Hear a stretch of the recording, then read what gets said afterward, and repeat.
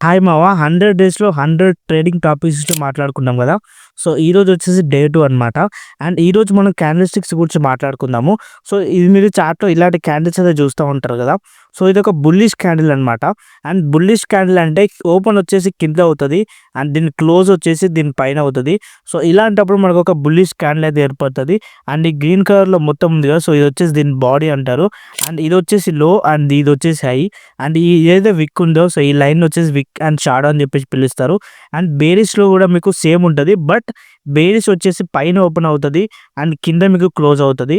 And దీని లో వచ్చేసి ఇది అండ్ దీని హై వచ్చేసి ఇది. అండ్ ఇది వచ్చేసి బాడీ అనమాట.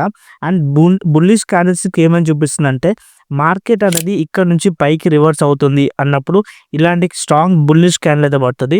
అండ్ ఎప్పుడైతే రెసిస్టెన్స్ దగ్గర ఇలాంటి బేరిష్ క్యాండిల్ పడ్డాయనుకోండి, సో మార్కెట్ అనేది కిందికి అంటే పడిపోతుందని చెప్పేసి ఇండికేషన్.